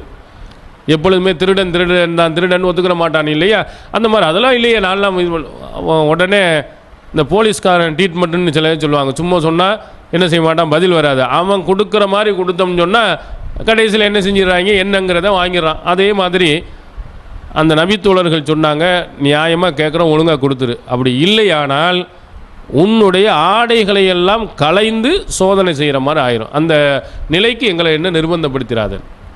ஆக ரொம்ப டேஞ்சரான சூழ்நிலைக்கு வருதுன்னு சொல்லிட்டு அவள் ஒளித்து வைத்திருந்த அந்த கடிதத்தை எடுத்து கொடுத்துட்றாங்க. அந்த கடிதத்தை கைப்பற்றி கொண்டு ரசூல் ஸல்லல்லாஹு அலைஹி வஸல்லம் அவர்களிடத்தில் அலி ரலியல்லாஹு அன்ஹு அவர்களும் ஜுபைர் அவர்களும் மிக்தாத் அவர்களும் வந்து சேர்றாங்க. உடனே விசாரணை நடக்கிறது. விசாரணை நடக்கின்ற பொழுது ஹாத்திப் இப்னு அபி பல்தா தான் கொடுத்தாரு தெரிந்து விடுகிறது. ரசூல் ஸல்லல்லாஹு அலைஹி வஸல்லம் விசாரிக்கிறாங்க, ஏன் இப்படி நீ நடந்தே, எதற்காக நீ இந்த செய்தியை நீ கொடுத்தன்? அப்போ ஹாத்திப் இப்னு அபி பல்தா சொல்கிறார், அல்லாஹ்வின் தூதர் அவர்களே, இஸ்லாத்தை வெறுக்கும் எண்ணம் எனக்கு கிடையாது, நான் இஸ்லாத்தை நேசிக்கக்கூடியவன், இஸ்லாத்தில் இருக்கக்கூடியவன். என்னுடைய சொந்த பந்தங்கள் எல்லாம் எங்கே மக்காவில் இருக்கிறாங்க, அவர்களுக்கு உதவி செய்வதற்கு யாருமே இல்லை. இந்த மாதிரி ஒரு இதை நம்ம கொடுத்தோம்னு சொன்னால் என்னுடைய உறவினர்கள் மீது கொஞ்சம் அன்பு காட்டுவார்கள் அப்படின்னால தான் நான் கொடுத்தேன். மற்ற தோழர்களுக்கெல்லாம் அவங்களுக்கு உறவினர்கள் நல்லா கண்காணிக்க காப்பாற்றுவதற்கு ஆள் இருக்கிறாங்க, எனக்கு யாருமே இல்லை அல்லாஹ்வின் தூதர் அவர்களே, இப்படி ஏதாவது ஒரு உதவியை செய்தோம் என்றால் அவன் வந்து என் மேலே நல்ல எண்ணம் வைத்து என்னுடைய குடும்பத்தை காப்பாற்றிக்கிடுவான் பார்த்துக்கிடுவான் அப்படிங்கிறதுக்காக நான் இப்படி செய்து விட்டேன்டார். உடனே பக்கத்தில் உமர் பின் கத்தாப் ரலியல்லாஹு அவங்க இருக்கிறாங்க. அப்போ அவர்கள் ஒரு வார்த்தையை சொல்லுகிறார்கள், ஆத்திரத்தினுடைய உச்சகட்டமாக, கோபத்தின் உச்சகட்டமாக சொல்கிறாங்க, தானி ஆல்திர்பு உனுக்க ஹாதல் முனாஃபிக், இந்த நயவஞ்சகனுடைய கழுத்தை வெட்டுவதற்கு எனக்கு அனுமதி கொடுங்கன்னு கேட்டார். யாரை? ஒரு நபித்தோழரை நயவஞ்சகன் என்ற அளவுக்கு வாசகத்தின் மூலமாக உமர் பின் கத்தாப் ரலியல்லாஹு அவங்க சொல்கிறார். இது ரசூலுல்லாஹி ஸல்லல்லாஹு அலைஹி வஸல்லம் அவர்கள் அப்படி சொல்ல வெட்டக்கூடாதுன்னு கண்டித்தாங்க. அவர் செஞ்சது குற்றம்தான், அவர் செஞ்சது தவறு தான், ஆனாலும் அவரை வந்து கொலை செய்கிற அளவுக்கு நீ ஆத்திரத்தோடு நீ பேசக்கூடாது. காரணம் என்ன? இவர் பத்ர் போர்க்களத்தில் கலந்து கொண்டவர், தன்னுடைய உயிரை விடவும் இந்த இஸ்லாம் வேண்டும் என்று சொல்லி பத்ர் போர்க்களத்தில் வந்தவர் இல்லையா இவர்? 300க்கும் சற்று நபர்கள் வந்தாங்க. இதில் வந்து நாம் ஜெயிப்போமா இல்லையா என்பது ஊர்ஜிதம் இல்லை. நம்ம ரொம்ப குறைந்த அளவு, அவன் கடுமையான கோபத்தில் ஆத்திரத்தோடு வருகிறான், 1000க்கு மேற்பட்டவர்கள் இருக்கிறான், நம்மளெல்லாம் சாகும் நிலை இருந்தது. அந்த நேரத்தில் தன்னுடைய உயிர் போனாலும் பரவாயில்லை, இஸ்லாத்துக்காக உயிரை கொடுக்க வர்றேன்னு வந்தவர் அல்லவா இந்த ஹாத்திப் இப்னு அபீ பல்தா. இந்த மாதிரி உயிர் தியாகம் செய்தவருக்காக வேண்டி அல்லாஹ்வின் தூதர் அவர்கள் அல்லாஹு தஆலா சொன்ன ஒரு கருத்தை அந்த நேரத்தில் நினைவுபடுத்தினார்கள். ஏமலு மாஷத்தும் ஃபக்கது கஃபர்து லக்கும், நீங்கள் விரும்பிய மாதிரி நடந்து கொள்ளுங்கள், உங்களுடைய பாவங்கள் மன்னிக்கப்பட்டு விட்டன. இன்னொரு அறிவிப்பில் உங்களுக்கு சொர்க்கம் கடமையாக்கி விட்டது, நீங்கள் என்ன தப்பு செஞ்சாலும் அல்லாஹ் மன்னித்துருவான், உங்களுடைய தியாகம் அவ்வளவு என்று அல்லாஹ் சொல்லியிருக்கிறான் என்று ரசூல் ஸல்லல்லாஹு அலைஹி வஸல்லம் அவர்கள் உமர் கோபப்படுகின்ற நேரத்தில், ஆத்திரப்படுகின்ற நேரத்தில் அதை என்ன செய்கிறார்கள்? கண்டித்து நிறுத்துகிறார்கள். அப்போ இந்த மாதிரி சில நேரத்தில் செய்யக்கூடிய இது வந்து யாரும் ஜீரணிக்க முடியாது. இஸ்லாத்தினுடைய இராணுவ ரகசியத்தை போய் இன்னொரு நாட்டில் போய் கொடுக்கறது பெரிய குற்றம்தான். அந்த குற்றமாக இருந்தாலும் அந்த நேரத்தில் நிதானத்தோடு நடக்கணும். அல்லாஹ்வின் தூதர் அவர்களும் கண்டிக்க தான் செய்கிறாங்க, அல்லாஹ்வின் தூதர் அவர்களும் விசாரிக்கத்தான் செய்கிறார்கள். ஆனால் உமர் அவர்களுக்கு கடும் கோபம் என்ன செய்ய உச்சந்தலைக்கு ஏறுகிறது. அப்போ இந்த மாதிரி வாசகங்களை அல்லாஹ்வின் தூதர் அவர்கள் என்ன செய்கிறார்கள்? ஆத்திரப்படாமல், கோபப்படாமல், அவரையும் அவருடைய குடும்பத்தினரையும் அவர் நடந்த நிகழ்ச்சிகளையும் கொஞ்சம் கவனித்து பாருங்கள். அவர் உண்மையிலேயே இஸ்லாத்தை காட்டி கொடுக்கக்கூடியவராக, இஸ்லாத்தை வெறுப்பவராக நிச்சயமாக இருக்க முடியும். இல்லைன்னா அவர் பதில் போர்க்கிறதுக்கு வந்திருக்க மாட்டார், ஓட முடியலை என்று எதையாவது சொல்லி கொண்டு ஊரில் இருந்திருப்பார். அப்போ உண்மையிலேயே அவர் இஸ்லாத்தின் மீது அவர் நல்ல நம்பிக்கை வைத்தவராக இருந்தனால தான் பதில் போர்க்களத்தில் வந்தார். அதனால் இந்த மாதிரி சொல்லக்கூடாது என்பதை அல்லாஹ்வின் தூதர் அவர்கள் என்ன செய்தார்கள்? அங்கே நினைவூட்டினாங்க. அப்போ இந்த மாதிரி நம்மளை கோபம் ஊட்டக்கூடிய வர்ற நேரத்தில் கூட நம்ம நிதானத்துடன் நடக்க வேண்டும் என்பதையும் இந்த சம்பவத்தில் நாம் பார்க்கிறோம். அதே மாதிரி இன்னொரு செய்தி உமர் ரலியல்லாஹு அவர்களுடைய ஆட்சி காலத்தில் நடக்கிறது. உமர் ரலியல்லாஹு அவர்கள் ஆட்சி தலைவராக வந்தவுடன் அவர் ரசூல் ஸல்லல்லாஹு அலைஹி வஸல்லம் அவர்களுக்கு ரொம்ப நெருக்கமாக இருந்தனால ஒரு சர்வாதிகாரி மாதிரி அவங்க நடக்கலை. நான் என்ன சொன்னனோ அதுதான் சட்டம், அது மாதிரி தான் நடக்கணும், வேறு யார் எந்த கேள்வியும் கேட்கக்கூடாதுன்னா இல்லை. தான் செய்யக்கூடிய தவறு ஏதாவது இருக்குமானால் அதை சுட்டி காட்டக்கூடிய, நல்ல அறிவுரை சொல்லக்கூடிய நிறைய ஆலோசகரை அவர்கள் நியமித்திருந்தார். மஜாலிசு உமர் வ முஷாவரத்திஹி குஹூலன் கானு அவு சுப்பானன். உமர் ரலியல்லாஹு அவருடைய அமைச்சரவையில், அவருடைய ஆலோசனை கூட்டத்திலே இளைஞர்களும் இருந்தார்கள், வயது முதிர்ந்தவர்களும் இருந்தாங்க. இளைஞர்கிட்டையும் நல்ல கருத்து இருக்குமானால் அதுக்காகவே சில இளைஞர்களை சேர்த்திருந்தாங்க. இப்னு அப்பாஸ் ரலியல்லாஹு அவர்களை போன்று வயது முதிர்ந்தவர்களாக இருந்த நிறைய நபித்தோழர்களையும் அந்த ஆலோசனை கூட்டத்தில் வச்சுருந்தாங்க. இப்படி ஆலோசனை தவறுகள் இருந்தால் அதை சுட்டி காட்டுவதற்காக அதுக்கு ஒன்று ஆள வச்சுருந்தாங்க. அப்போ ஒரு தடவை ஹுர் என்பவர் ஒரு இளைஞர், அவர் ஆலோசனை கூட்டத்தில் இருந்தார், உமருக்கு ஆலோசனை தர்றவர். அவருடைய சொந்தக்காரர் உஐனா. இந்த உஐனா என்பவர் என்ன செய்கிறாருன்னா, ஜனாதிபதி உமர் அவர்களை நான் சந்திக்கணும், கொஞ்சம் எனக்கு டைம் வாங்கி தர முடியுமா? இவர் ஆலோசகராக இருந்தனால உமர் ரலியல்லாஹு அவர்களிடத்தில் வாங்கி கொடுத்துட்டாங்க. உடனே உள்ளே போகிறார். போன உடனேயே உமர் ரலியல்லாஹு அவர்களை பார்த்து பேசுகிறார். யப்னல் ஹத்தாப், ஹத்தாபினுடைய மகனே, வல்லாஹி லம் தூத்தினல் ஜஸல வலம் தஹக்கும் பைனனா பில் அதில். முதலாவது ஒரு வாசகம் எல்லாரையும் அதிர்ச்சி அளிக்க வைக்கிறது. ஒரு ஜனாதிபதியை எப்படி அழைப்பார்கள் என்று சொன்னால், அன்றைய காலத்தில் உமருடைய ஆட்சி காலத்தில் யா அமீர் அல் முஃமினீன், மூமின்களுடைய தலைவரேன்னு தான் அழைக்கிற பழக்கம், எல்லாரும் அப்படி தான் அழைத்து கொண்டு இருக்கிறாங்க. ஆனால் இவர் எப்படி பேசுகிறாரு, ஹத்தாபினுடைய மகனேன். இப்போ ஜெயலலிதா முதலமைச்சராக இருந்தாங்க, அவங்கள சந்திக்க போகின்ற பொழுது ஜெயலலிதாவே அவர்களேன்னு கூப்பிட்டா ஒத்துக்குருவாங்களா? சந்தியாவின் மகளே அப்படின்னு கூப்பிட்டா ஒத்துக்குருவாங்களா? முதலமைச்சர்னா முதலமைச்சர்னு சொல்லணும், அவங்களே பிரதமர்னா பிரதமர்னு அழைக்கணும். அப்படி அழைக்கின்ற பொழுது தான் அதுக்குரிய மரியாதை என்பது நாட்டினுடைய பழக்கத்தில் உள்ளது. ஆனால் இங்கே மிகப்பெரிய ஒரு ஜனாதிபதி, அவரை என்ன செய்ய கூப்பிடுகிறார், ஹத்தாபின் மகனேங்கிறார். அதை கூட பொறுத்து கொள்ளலாம். அவன் உமர் ரலியல்லாஹு அவர்களை பார்த்து கேட்குறாங்க, லம் வல்லாஹி லம் தூத்தினல் ஜஸல, எந்த விதமான வசதிகளையும் நீங்கள் எங்களுக்கு செஞ்சு தரலை. வலம் தஹக்கும் பைனனா பில் அதில், நேர்மையாக நீங்கள் தீர்ப்பும் வழங்கலன்ட்டார். உமருக்கு வந்தது ஆத்திரம், கோபம். ஏண்டா உமர் மாதிரி ஒரு நேர்மையாக நீதமாக தன்னுடைய ஆட்சி காலத்தில் நடந்தவர் யாரையுமே நீங்கள் பார்க்கக்கூடாது. தன்னுடைய ஆட்சியில் ஒரு சின்ன கரும்புள்ளி கூட விழக்கூடாது என்பதற்காக ரொம்ப ரொம்ப யோசித்து நடந்தவர் அவர். உதாரணத்துக்கு ஒரு விஷயத்தை நான் உங்களுக்கு சொல்லுகிறேன், எப்படியெல்லாம் அவர் நேர்மையாக நடந்திருக்காங்கிறதுக்கு. சஹீஹுல் புகாரியில் இடம்பெறுகிறது, அவர் தன்னுடைய ஆட்சி காலத்தில் பெண்களுக்கு, அந்த அன்சாரி பெண்களுக்கு சில போர்வைகளை இலவசமாக கொடுத்தார். வந்தவங்க எல்லோரும் வாங்கிட்டு போயிட்டாங்க. ஆனால் ஒன்றே ஒரு நல்ல போர்வை மிச்சமானுச்சு. பக்கிய மிருத்துன் ஜய்யிதுன், நல்ல சிறந்த ஒரு போர்வை மிச்சமான ஒன்று.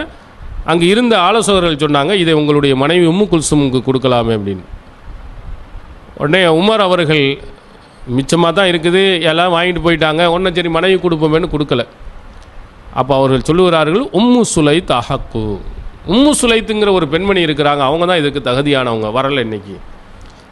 இவர்கள் எப்படிப்பட்டவர்கள் என்று சொன்னால், உஹது போர்க்களத்தில் நாங்கள்லாம் கஷ்டப்பட்டு கொண்டு இருந்த நேரத்தில் காயம்பட்டு இருந்தவர்களுக்கு அவர்கள் சுமந்து வந்து தண்ணீரை கொடுத்தாங்க. தோல் பாத்திரத்தில் தண்ணீரை கொண்டு வந்து எங்களுக்கு உதவி செய்த ஒரு பெண்மணி, இந்த சமுதாயத்துக்காக வேண்டி போராடிய வீரர்களுக்காக உதவி செய்த பெண்மணி உம்மு சுலைத் இருக்கிறாங்க, அவங்களுக்கு தான் கொடுக்கணுமே தவிர என்னுடைய மனைவி கொடுக்கக்கூடாதுங்கிறாங்க. எவ்வளோ நேர்மை என்று நீங்கள் பாருங்கள். அதே மாதிரி மொத்தா என்ற நூலில் இன்னொரு செய்தி இடம்பெற்றிருக்குது. பஸ்ராவினுடைய ஆளுநராக அபு முசல் அஷரி அவர்கள் இருந்தாங்க. அப்போ என்ன செய்கிறாரு, ஒரு படை அந்த பகுதியாக போய்விட்டு திரும்பி வருகிறது. அந்த படையில் ஜனாதிபதி உமர் ரலியல்லாஹு அவருடைய மகன் இப்னு உமரும் இன்னொரு மகன் உபைதுல்லா பின் உமரும் என்ன செய்கிறாங்க, வர்றாங்க. வரும்பொழுது அந்த அபு முசல் அஷரி அவர்கள் என்ன செய்கிறாங்க, மாநில தலைமைக்கு, அதாவது அங்கே நம்ம ஜனாதிபதிக்கு, அந்த நாட்டினுடைய தலைவராக இருக்கக்கூடிய உமர் பின் கத்தாப் அவர்களுக்கு சில பொருள்களை கொடுக்க வேண்டியிருந்துச்சு. அதாவது பல ஆளுநர்கள் பல மாநிலங்களில் இருந்தாங்க, ஜக்காத்து பொருள் இவையெல்லாம் வசூல் பண்ணுவாங்க. அதனால் தலைமைக்கு அனுப்புவதற்கு கொடுத்து அனுப்புவ வாய்ப்பு இருந்துச்சு. அந்த மாதிரி ஒரு குறிப்பிட்ட பணம் இருந்தது. இந்த பணத்தை போய் அங்கே மதீனா தான் தலைநகரமாக இருந்துச்சு, உமர் அவர்கள் இருந்தாங்க. அந்த ஜனாதிபதி எடுத்து ஒப்படைக்க வேண்டுங்கிறதுக்காக வேண்டி இந்த பணத்தை இப்னு உமரையும் அழைத்து உபைதுல்லா பின் உமரையும் அழைத்து இதை கொண்டு போய் நீங்கள் அங்கே கொடுத்துருங்கன்றாங்க. அதுக்கு பிறகு ஒரு ஆலோசனை சொன்னாங்க, நீங்கள் விரும்பினீர்களானால் உங்களுக்கு நான் ஒரு ஆலோசனை சொல்கிறேன், நீங்கள் இந்த பகுதியில் ஈராக் பகுதியில் இருக்கக்கூடிய பொருள்களை எல்லாம் நீங்கள் வாங்கி கொண்டு மதீனாவில் கொண்டு போய் விற்பனை செய்யுங்க. நான் கொடுத்த இந்த பணத்தில் பொருளை வாங்குங்க. அங்கே விற்பனை ஆன பிறகு நீங்கள் என்ன செய்யுங்க, லாபத்தை நீங்கள் எடுத்துக்கொண்டு அசல் பொருளை நீங்கள் தலைமைக்கு கொடுத்துருங்க அப்படின்னு சொன்னாங்க.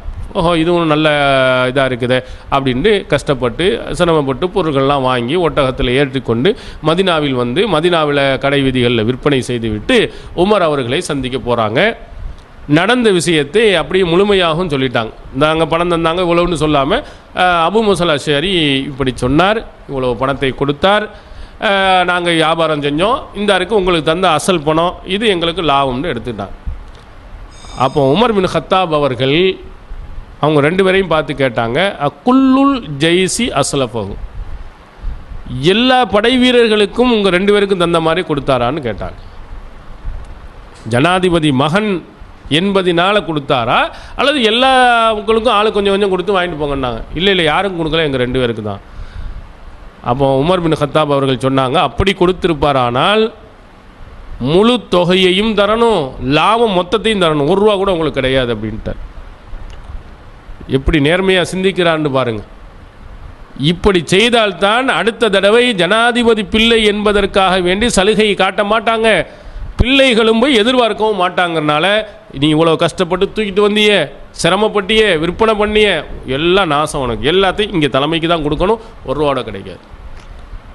அப்போ அந்த நேரத்தில் உமர் அவர்களுடைய மகன் உபைதுல்லா பின் உமர் அவர்கள் ஒரு அழகான ஒரு கேள்வி கேட்குறாங்க. சரி அமீருல் முமின் அவர்களே, சரி நாங்கள் வாங்கி கொண்டு வந்த அந்த பொருள் நஷ்டமாகி இருந்தால், அதில் நஷ்டப்பட்டு இருந்தால், அந்த நஷ்டத்தில் நீங்கள் அதில் பாதியையோ அல்லது முழுமையாகவும் உங்களால் நீங்கள் ஏற்றுக்குருவீங்களா? அது எப்படி? அப்போ லாபம் வந்தால் உங்களுக்கு, நஷ்டம் வந்தால் எங்களுக்கு இது நியாயம் இல்லையே என்று கேட்ட பொழுதும் கூட முடியாது. இது கொடுத்ததே ஜனாதிபதியின் பிள்ளை என்பதற்காக வந்துங்கிற ஒரு கோணத்தில் முடியாதுன்ட்டாங்க.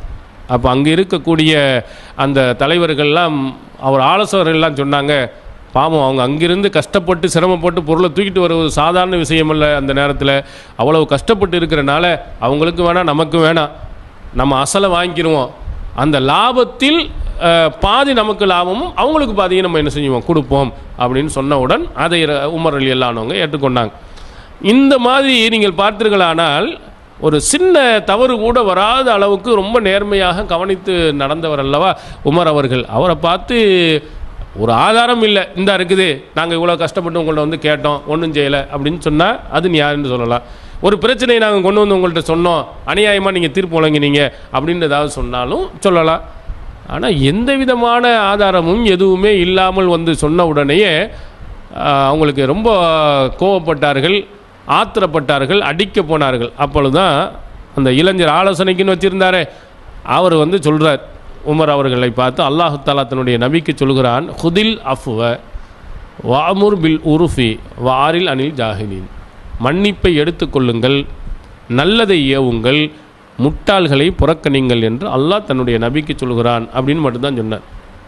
திருக்குரானுடைய வசனம், இறை தூதருக்கு சொன்ன அறிவுரை. அது அல்லாஹ் என்ன சொல்கிறான், ஆத்திரம் கோவப்படுற மாதிரி வரும்போது மன்னிச்சு விடணும், நீங்கள் நல்ல விஷயத்தை அவனுக்கு நீங்கள் சொல்லணும், முட்டாள்தனமாக எவனா நடந்தான்னா அதை கண்டுக்கிறாதீங்க, அதை அலட்சியப்படுத்தி விடுங்கள்னு அல்லாஹ் தன்னுடைய நபிக்கை சொல்கிறான்னொன்னே உடனே வக்காஃபன் இந்த கிதாபில்லா, அல்லாஹ்வுடைய வேதத்துக்கு முன்னால் அப்படி பெட்டிப்பாம்பாக அவர் அடங்கி போனார் என்ற செய்தி புகாரில் பார்க்குறோம். அப்போ பாருங்கள், ஒரு ஆத்திரமூட்டுற மாதிரி இந்த மாதிரி விவரம் கட்டவர்கள் எல்லாம் சில வார்த்தைகளை கோபத்தை வரும்பொழுது உடனே நிதானமாக இருக்கணும். இவங்க மாதிரி ஆட்களை எல்லாம் பெருசுப்படுத்தக்கூடாது. சரி போயிட்டு போகிறான், மன்னித்து விடுவோம், அவன் எவ்வளவு திட்டினாலும் கோபப்படுத்தினாலும் நமக்கு நன்மை தான் வரப்போகிறது என்று நம்ம நடக்க வேண்டும் என்பதை அல்லாஹ்வின் தூதர் அவர்கள்கிட்ட பாடம் பயின்ற உமர் பின் கத்தாப் அவர்கள் தன்னுடைய வாழ்நாளில் செஞ்சுருக்கிறாங்க. அதே மாதிரி சில விஷயங்களை நீங்கள் பார்த்தீர்களானால் நம்ம மேலேயே தப்பு இருக்கும், ஆனால் நம்ம ஆத்திரப்படுவோம், நம்ம கோவப்படுவோம். இந்த மாதிரி சந்தர்ப்பங்களை நிறைய பேர் விசாரணை வரும்போது நீனே செஞ்சு தப்பு விட்டுட்டு அவன் கேட்டதுக்காக நீ ஆத்திரப்படுற, ஏன் கோவப்படுற. இது குறிப்பாக கடன்காரன்ட்ட டயத்துக்கு தரணும்னு நம்ம சொல்லியிருப்போம், நம்ம கொடுக்காமல் இருந்திருப்போம், அவர் கொஞ்சம் கோபமாக பேசிட்டாருன்னா அவனை எதிர்த்து கடுமையாக நம்ம என்ன செய்வோம், நடப்போம், ரொம்ப அளவுக்கு மீறி அவர்களை நம்ம ஏசுவோம். இது மாதிரி அல்லாஹ்வின் தூதர் அவருடைய காலத்தில் ஒன்று நடந்துச்சு, சஹீஹ் புகாரியில் இடம்பெறுகிறது. ரசூல் ஸல்லல்லாஹு அலைஹி வஸல்லம் போகின்ற பொழுது ஒரு மனிதர் வர்றார். அந்த மனிதர் அல்லாஹ்வின் தூதர் அவர்களிடத்தில் கொடுத்த கடனை கேட்கிறார். ஃபஹம்ம பிஹி அஸ்ஹாபு, கடுமையாக கேட்டார், நபித்தோழர்கள்லாம் தாக்க போனார்கள். அந்த அளவுக்கு ஒரு கடன் கேட்டால் என்ன இந்த மாதிரி நீங்கள் பணம் தரணுமே, ஏன் என்ன இன்னும் தராமல் இருக்கீங்கன்னு கேட்கல. அந்த வார்த்தையில் என்ன வார்த்தையில் சொன்னாரா அல்லது முகத்தில் காட்டினாரான்னு நபிமொழிகளில் இல்லை, கடுமையாக நடந்து கொண்டார். வார்த்தையிலும் நடந்திருக்கலாம், செயலையும் நடந்திருக்கலாம். அது அவர் கடுமை எந்த அளவுக்கு இருந்ததென்றால் நபித்தோழர்களுக்கு கோபத்தை ஊட்டியது, நபித்தோழர்களே அவங்கள அடிக்க போகும் நிலைக்கு ஆனது. அப்போ ரசூல் ஸல்லல்லாஹு அலைஹி வஸல்லம் தஊஹுன்னாங்க, அவரை ஒன்றும் செய்யாதீங்க. அப்போ அழகா சொன்னாங்க, இன்னலி சாஹிபில் ஹக்கி மகாலா, இந்த உரிமையாளருக்கு, இந்த கடன் கொடுத்தவருக்கு இது மாதிரி சில வாசகங்களை சொல்வதற்கு, நடந்து கொள்வதற்கு உரிமை இருக்கிறது. நம்ம கோவப்படுவதில் நியாயம் கிடையாது, நம்ம டயத்துக்கு கொடுக்காதனால தான் அவர் கோவப்படுகிறார். எனவே இப்படி பேசுவதற்கும் இப்படி நடப்பதற்கும் உரிமை இருக்கிற, அவரை ஒன்றும் சொல்லாதீங்கன்னு சொல்லிட்டு அவருக்கு கொடுக்க வேண்டிய ஒட்டகத்தை திருப்பி கொடுக்குறாங்க. அதை விட வயது கூடுதலான அதிக பொருள் உள்ள ஒரு ஒட்டகத்தை கொடுத்து ரசூல் ஸல்லல்லாஹு அலைஹி வஸல்லம் அவர்கள் அனுப்பினார் என்ற செய்தியை புகாரியில் பார்க்கிறோம். இப்போ ரசூலுல்லாஹ் இங்கே ஒரு அழகான உண்மையை நமக்கு உணர்த்துறாங்க பாருங்க. ஆத்திரப்படுறீங்க நீங்கள். அவன் சொன்னான்னு கடன்காரன் கேட்குறான்னு ஆத்திரப்படுறா நீங்கள், அவன் தான் ஆத்திரப்படணும். நீங்கள் தான் அநியாயம் செஞ்சுருக்கிறீங்க, நீங்கள் தான் நியாயமாக நடக்கலை, நீங்கள் தான் சொன்ன டயத்தில் கொடுக்கலை. அப்போ அவன் கோவப்படுவதில் நியாயம் இருக்கும் என்று சொன்னால் அதுலேயும் அவனுக்கு நிகராக போய் நீங்கள் கோவப்பட்டீர்களா ஆத்திரப்பட்டீர்களா அது எந்த வகையிலும் நியாயம் கிடையாது. எனவே நீங்கள் என்ன செய்ய வேண்டும், இந்த மாதிரி விஷயத்தில் சரியாக கொடுத்திருக்கணும், நீதமாக நீங்கள் நடந்திருக்கணும். நீங்கள் அநியாயம் செய்துவிட்டு அவன் பேசுகிறான் என்பதற்காக திருப்பி பேசுவது எந்த வகையிலும் நியாயம் இல்லை. இப்போ இந்த மாதிரியும் சில நேரங்களில் எதிராளிகளாக இருக்கக்கூடியவன், கோவப்படுபவன், ஆத்திரப்படக்கூடியவன்கிட்ட நியாயம் இருந்துச்சுன்னு சொன்னால் அதை அந்த நியாயத்தை நாம் புரிந்து கொண்டு என்ன செய்ய வேண்டும், நடந்து கொள்ள வேண்டும் என்பதையும் நபி ஸல்லல்லாஹு அலைஹி வஸல்லம் அவர்கள் நமக்கு என்ன செஞ்சுருக்கிறாங்க, சொல்லியிருக்கிறாங்க. எனவே நம்முடைய வாழ்நாளில் நடக்கக்கூடிய விஷயங்களில் நம்ம ஆத்திரப்படக்கூடிய கோவப்படக்கூடிய மாதிரி ஒரு விஷயங்கள் வந்தால் அதை தீர்ப்பதற்கு அறிவுபூர்வமாக நபிகள் பெருமானார் அவர்கள் காட்டித்தந்த வழிமுறைகள் எது நல்லதோ எது சிறந்ததோ, அல்லாஹ் சொல்வதை போல எதுஃபா பில்லத்தி ஹி அஹ்சன், அழகான முறை. நீங்கள் பாருங்கள், இந்த மாதிரி வர்றான், அவனை அடிக்கிறதா, திட்டுறதா, ஏசுவதா, அறிவுரை சொல்வதா, அல்லது மன்னித்து விடுவதா, எது அல்லாஹ் சிறந்தது என்று சொல்கிறான், எது நல்லா இருக்கும் ஆய்வு செய்து பார்த்து அதில் மென்மையான முறையில் நல்ல முறையை நம்ம என்ன செய்யணும், தேர்ந்தெடுக்க வேண்டும். எல்லாம் அல்ல அல்லாஹு தஆலா அப்படிப்பட்ட நல்லவர்களாக, நிதானமாக நடக்கக்கூடியவர்களாக, மன்னிப்பு அளிக்கக்கூடியவர்களாக எல்லாம் அல்லாஹு தஆலா அருள் புரிவானாக. வாஹு தாவானா அல்ஹம்துலில்லாஹி ரப்பில் ஆலமீன். அஸ்ஸலாமு அலைக்கும் வரஹ்மத்துல்லாஹி வபரகாத்துஹு. அதாவது இப்போ சமீபத்தில் மஸ்ஜிதுன் நபவியினுடைய டூமை இடிக்க சொல்லிவிட்டார்கள் என்று சுன்னத்துல் ஜமாத்தை சார்ந்தவர்கள் பிரச்சனை செய்து வந்ததை நீங்கள் அறிவீர்கள். இதனுடைய பின்னணி என்ன, எதுக்காக இப்படி வந்துச்சு, இதனுடைய உண்மை நிலவரம் என்ன என்பதை நாங்கள் தெரிந்து கொள்ள ஆசைப்படுவோம்னு கேட்குறாங்க. இதில் ஆரம்பத்தில் நிறைய மூட நம்பிக்கைகள் தொடர்பான செய்திகள், அதில் குறிப்பாக மதினாவை சுற்றி நிறைய வந்திருக்கு. மதினாவில் நடந்த உண்மை சம்பவம், அதில் ஒருவர் கனவுல கண்டார், இதை நீங்கள் அச்சடித்து வெளியிட்டீங்கன்னா உங்களுக்கு இவ்வளவு நன்மை கிடைக்கும், உங்களுடைய பாவங்கள் அழிக்கப்படும், உங்களுடைய வியாபாரத்தில் கூடுதலாக நிறைய கிடைக்கும், இப்படிலாம் சொல்லிவிட்டு இதை கிழிச்சு போட்டிங்கன்னா 2 பேரும் இறந்து போயிட்டார், கைகால் விளங்காமல் போச்சுன்னா இப்படி நோட்டீஸ் போடுவாங்க, மதினாவில் நடந்த உண்மைன்னு. இந்த மாதிரி சமீபத்தில் என்ன செஞ்சாங்கன்னா, அந்த மஸ்ஜிது நபவியினுடைய டூமில் ஒரு பிரகாசமான ஒளி வருகிறது, அல்லாஹ்வின் தூதர் அவர்களுடைய கபருக்கு மேலே ஒரு அற்புதம் நடக்கிறது அப்படின்ட்டு ஒரு செய்தி வீடியோவாக காட்சி வந்துச்சு. அப்போ இந்த செய்தியை பற்றி விமர்சனமாக இந்து ஒரு தகவலாக சகோதரர் சையத் இப்ராஹிம் அவர்கள் பேசும் பொழுது இதெல்லாம் மூட நம்பிக்கை, இதெல்லாம் சரியில்லை அப்படின்னு சொல்லும்போது இடையில் ஒன்று சொல்கிறாரு, நீங்கள் இதில் பிரகாசம் சொல்றிய மொத்தத்திலேயே இந்த டூமே இருக்கக்கூடாது, இது அல்லாஹ்வின் தூதர் அவர்கள் காட்டி தந்தது அல்ல, இது இடிக்கப்பட வேண்டிய ஒரு டூமும், இது ரசூல் ஸல்லல்லாஹு அலைஹி வஸல்லம் சொல்லித்தரலை, இது இல்லாத ஒன்றை நீங்கள் என்ன செஞ்சுருக்கிறீங்க, வைத்திருக்கீங்கன்னு அவர் அந்த இந்து ஒரு தகவலில் சொன்னார். ஏன்னா சுன்னத்துல் ஜமாத்தை சார்ந்தவர்கள் நம்ம எதிர்ப்பதற்கு ஏதாவது ஒரு காரணம் கிடைக்குமா அப்படின்னு தேடிக்கொண்டே இருக்கின்ற நேரத்தில் இதை பிடிச்சிக்கிட்டாங்க. பிடித்து கொண்டு என்ன சொன்னாங்க, ரசூல் ஸல்லல்லாஹு அலைஹி வஸல்லம் உடைய ரவுலா ஷரீஃபை இடிக்க சொன்ன கைவர்களை கைது செய்ய வேண்டும், கொலை செய்ய வேண்டும், குத்த வேண்டும் என்று ஆர்ப்பாட்டம் செய்ய வேண்டும் என்று பெரிய அளவில் ஃபேஸ்புக்கில் ரொம்ப மோசமான வார்த்தைகளால் அர்ச்சனை செய்ததுண்டு. ஃபோன் போய்ட்டு மோசமாக அவர் சையத் இப்ராஹிமை திட்டியது உண்டு. நிறைய பேர்கள் தினமும் அது வந்ததுலேருந்து தினமும் ஃபோனு, நெட் காலில் பேசுகிறது, வேறு நம்பரில் பேசுவது, அசிங்கமாக கேள்வி கேட்டு பதில் சொன்னால் பிரச்சனை இல்லை, மோசமாக நடந்து கொண்டு கடைசியில் சமீபத்தில் டிஎன்டிஜே முற்றுகையிட போகிறோம், அவனை கைது செய்ய வேணும்னு வந்தாங்க. நம்முடைய சகோதரர்கள் அதற்கு கடுமையான ஒரு எதிர்ப்பு தெரிவித்து இங்கே அரண்மனைக்காரனில் கூடின உடனே அவங்க பயந்து ஒரு 50-100 பேர் வந்திருந்தாங்க, அதோட போலீஸ் கைது செய்து போயிடுச்சு. இப்போ சமீபத்தில் கொஞ்ச நாளைக்கு முன்னாடி சேப்பாக்கத்தில் தமிழகம் முழுவதிலிருந்தும் எல்லா இமாம்களையும் நாங்கள் அழைத்திருக்கிறோம், முத்தவள்ளிகளை அழைத்திருக்கோம்னு சொல்லிட்டு ஒரு கூட்டத்தை கூட்டி அதுலேயும் ரொம்ப வரம்பு மீறிய வார்த்தைகள், நாகம் வெட்டிடுவேன், கழுத்தை வெட்டிடுவேன், உயிரை எடுத்துடுவேன், எவன்டா இவன் அப்படின்னு சொல்லிட்டு ரொம்ப அநாகரிகமான வார்த்தைகளை வச்சு அவரை கைது செய்யணும், கொலை செய்யணுங்கிற மாதிரிலாம் நிறைய வார்த்தைகள் என்ன செஞ்சாங்க, பேசினாங்க. இந்த மாதிரி பேச்சு, இந்த மாதிரி எதிர்ப்புகள் இதெல்லாம் அல்லாஹ்வின் தூதர் அவருடைய காலத்தில் இருந்ததை விட பெரிதல்ல. இதெல்லாம் நம்முடைய இதில் நம்ம தௌஹீதினுடைய வளர்ச்சியில் ஆரம்ப காலகட்டத்தில் இது போன்று நம்ம பார்த்துக்கிட்டு தான் இருக்கோம். இந்த மாதிரி ஒரு சூழ்நிலை இருக்கின்ற நேரத்தில் உங்களுக்கு இந்த குப்பா ரசூல் ஸல்லல்லாஹு அலைஹி வஸல்லம் அவருடைய மஸ்ஜிது நபவி மேலே இருக்கக்கூடியது அல்லாஹ்வின் தூதர் அவர்கள் அனுமதித்ததானா, இதை நம்ம இடிக்க சொன்னோமா, இடிக்கத்தான் வேண்டுமா என்ற விவரத்தையும் நீங்கள் என்ன செய்யணும், தெரிந்து கொள்ளணும். ரசூலுல்லாஹி ஸல்லல்லாஹு அலைஹி வஸல்லம் அவர்கள் தன்னுடைய வாழ்நாளில் இணை வைப்புக்கு நெருக்கமாக அல்லது சாயலாக இருக்கக்கூடிய எந்த விஷயத்தையும் அவர்கள் அனுமதிக்கவே இல்லை.